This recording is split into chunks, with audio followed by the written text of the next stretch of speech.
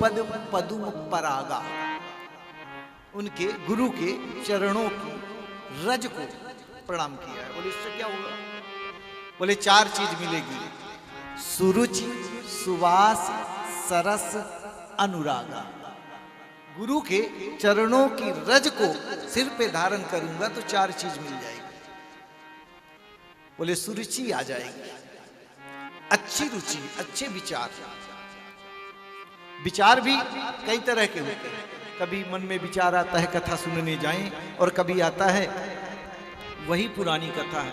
अच्छा देखो, कितने बार कितने जीवन में आपने कथा सुनी होगी, पर जितनी कथा में आप जाते हो नया आनंद का अनुभव प्राप्त करते हो। कभी क्या लगता है ये पुरानी वही कथा है। शांति का परिचय भैया आप लोग अवश्य देकर के रखेंगे। सुरुचि नया आनंद की अनुभूति कराता है। सुबास, सुंदर खुशबू आने लगी। बोले परफ्यूम डाल के आते हैं उसमें, नहीं। बोले वो नहीं, वो क्षणिक है। जब भगवत में जीवन हो जाता है तो सुंदर शरीर से खुशबू आने लगती है। पूतना नाम की राक्षसी का जब वध प्रभु ने किया तो जब उसका दाह संस्कार किया तो उसमें खुशबू चारों तरफ फैल गई। ब्रजवासियों ने पूछा ये क्या है?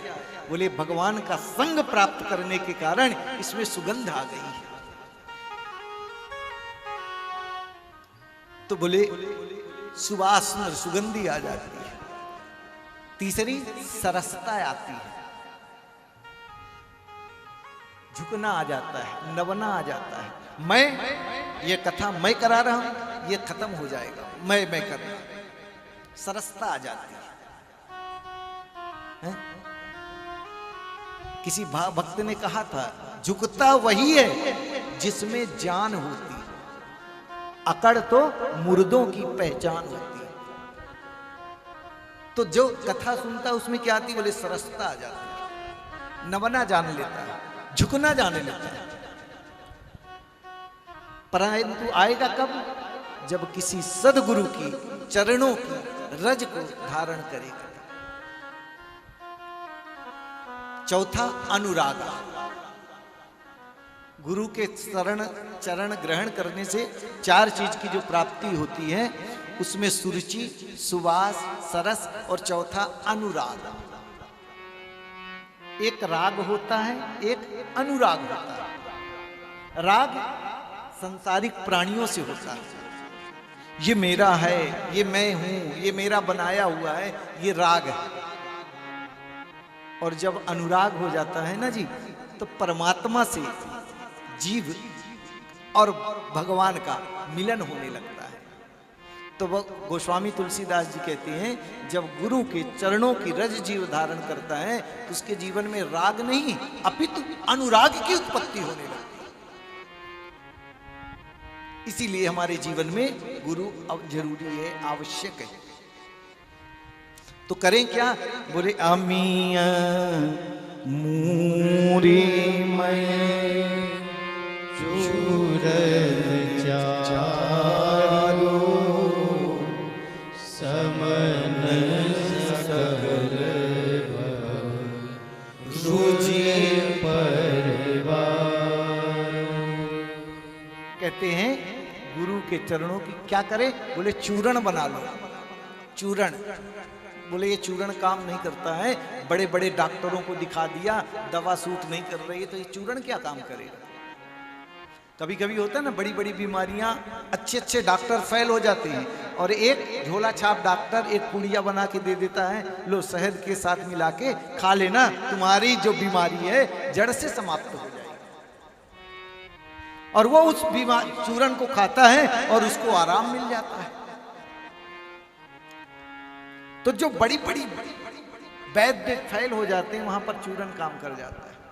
तो गुरु के चरणों की रज का चूर्ण बना करके अपने जीवन में पान कर लो, सब व्याधियां बीमारियां सब खत्म हो जाएंगी। बाबा कहते हैं, श्री गुरु पद नख मणिगण ज्योति सुमिरत दृष्टि होती। श्री गुरु के चरणों की रज को अपने नेत्रों में धारण कर लो। उससे होगा क्या? बोले दुनिया अच्छी दिखने लगेगी। बोले अभी तो दिखता है। बोले नहीं दिखता है, चश्मा लगाना पड़ता है। तो बोले जब गुरु के चरणों की रज का हम नेत्रों में अंजन कर लेते हैं तो सिया राम मैं सब जग जानी, करहु प्रणाम जोरी जुग पानी। भगवत में संसार दिखने लगता है। इसीलिए गुरु के चरणों की रज को पहले तो कहें अपने सर पे धारण करो। होगा क्या? बोले 4 चीजों का विनाश हो जाएगा, नष्ट हो जाएंगे। सुरुचि सुबास सरस अनुराग, ये 4 चीज प्राप्ति हो जाएगी। जो विकार है प्रायः समाप्त हो जाएगा। और वो कब होगा? जब श्री गुरु के चरणों की रज को हम धारण करेंगे। इसीलिए गुरु की बड़ी महिमा है, गुरु के चरणों की रज की महिमा है। अगर जीवन में गुरु चाहिए तो गुरु के चरणों की रज की अपने सर पर धारण करें। किसी भक्त ने बड़ा सुंदर भाव